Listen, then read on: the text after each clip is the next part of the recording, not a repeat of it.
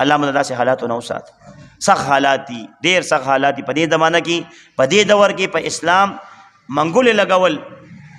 هغه د محبوب علیه الصلاۃ والسلام مبارک حدیث مبارک دی لکه سکروټه په لاس کې نیول، سکروټه په لاس کې نیول، کالقابض الجمر، یعنی سکروټه باندې سړی قبضو کې داسې نیول. د اخره زمانه کې به په دین پاتې کېدل داسې ګران شي.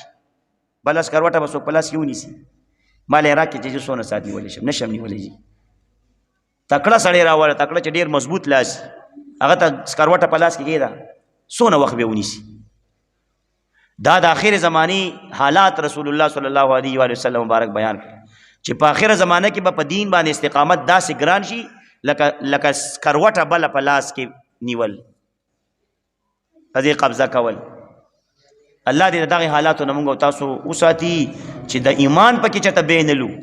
الله مو د ایمان حفاظت د ټولو مسلمانانو که خفه کېږو، موږ په هر مسلمان خفګان پکار دی، که هغه غټ مرتبې والا دی، که وړوکې مرتبې والا دی، که ګناهګار دی، که نیک دی، که بزرګ دی، که عالم دی، که حافظ قاری دی، که عامی دی، په ټولو رحم پکار دی چې الله پاک په ټولو رحم او فضل به موږ نه کړی. ګوره جنت ته تلل مل نشته، د الله په فضل به جنت ته ځو، بس د الله په فضل او په کرم به ایمان وړو، بس په عقل، په علم، په تقوا، په ډېره ګرانه ده. چې سړی وایي چې زه ډېر نیک عمل به وکړم نو زه به دا سره ایمان یوسم. ډېر بزرګان په آخره کې کافران شوي دي د ایمان د مرګ نه مخکې. الله فضل ته واغس، خپل کرم ته واغس، بس کافر د دنیا نه لاړ شي.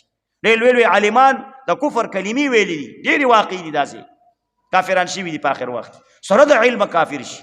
ولې؟ الله ته خپل فضل او کرم وایي، اتې راکاږي. او ډېر بدعمله، ډېر کافر، هغه په آخر وخت کې هغې کلمه ویلې، مسلمانان شوي، جنتیان شوي، یا په آخر وخت کې توبه وباسلې په اخلاص، الله پاک بخلي، جنت ته تلي. نو د انجام هېڅ چاته پته نشته، نه ما ته د خپل انجام پته شته نه تاسو ته. نو ځکه الله نه هر وخت یریږي او د الله د فضل سوال هر وخت 24 غنټې د الله د فضل سوال کوئ او دا دعا کوئ چې یا الله خاتمه مې په ایمان او په کلمه طیبه باندې وکړي. بس دغه کامیابي ده.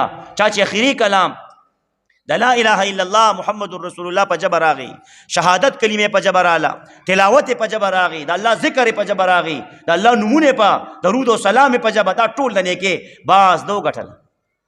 دا نښه ده چې دی جنت ته روان. نو الله مو ټول سره زما جنتیان کړه او مدام د دې شیطان د دې حملو نه وساته. نو دغه یو څو خبرې دا په دې آیت کریمه کې موږ ولوستې.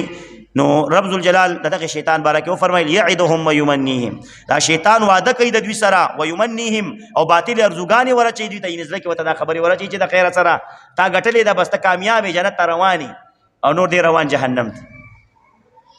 سترګې ولا شیطان پټې کړي دي بس. وما یعدهم الشیطان الا غرورا، او وعده نه کوي دوی سره شیطان مگر د دوکې، د دوکې وعدې ورسره کوي. هغه ټول آیات ته ما تفسیر کی وی. اولئک دغه کسان مأواهم جهنم، ټکانه د دې جهنم دوزخ ده، ولا یجدون دی بیان مومی عنها، د دې جهنم نه محیص لار دراوتل، لار دراوتلو زید دراوتلو، دا بیا ونمومي د جهنم بس لار. الله مو داسې حالاتو نه وساته او الله تبارک وتعالى دې موږ تاسو ټول نیکان کی.